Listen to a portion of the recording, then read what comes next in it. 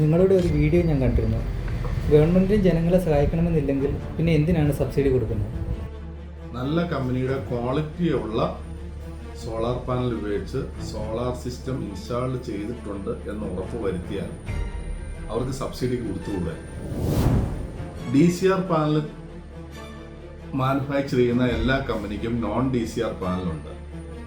ഈ കമ്പനിയെ അല്ലെങ്കിൽ ഈ കമ്പനികളെ വിളിച്ചിട്ട് DCR പാനലാണോ നോൺ DCR പാനലാണോ ക്വാളിറ്റി ഉള്ളത് എന്ന് കസ്റ്റമർക്ക് ചോദിച്ചാലും അതിനെ സംബന്ധിച്ചൊരു റിപ്പോർട്ട് കിട്ടും.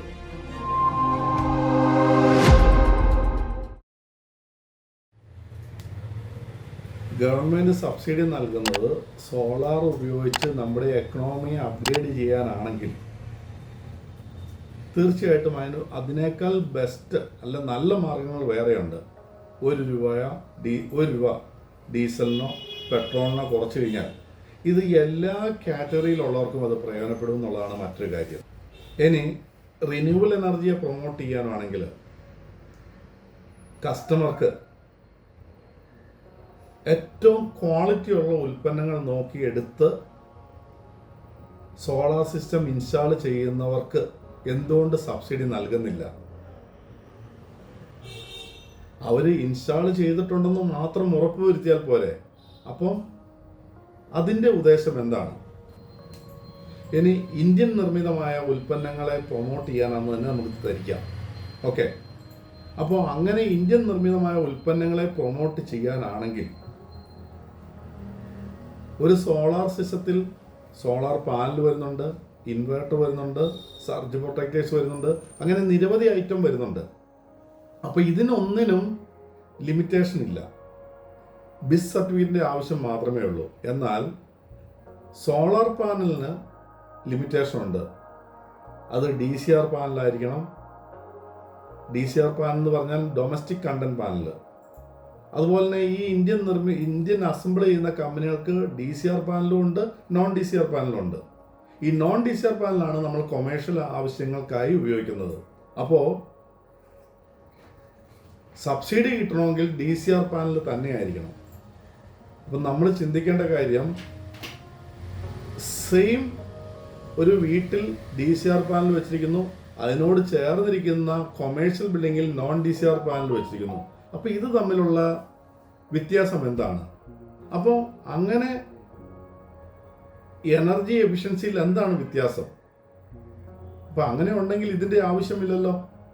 DCRO നോൺ DCRO എന്ന് തിരിക്കേണ്ട കാര്യം എന്താണ്? അതും നിശ്ചിത കമ്പനികളിലെ പാനൽ തന്നെ വേണം.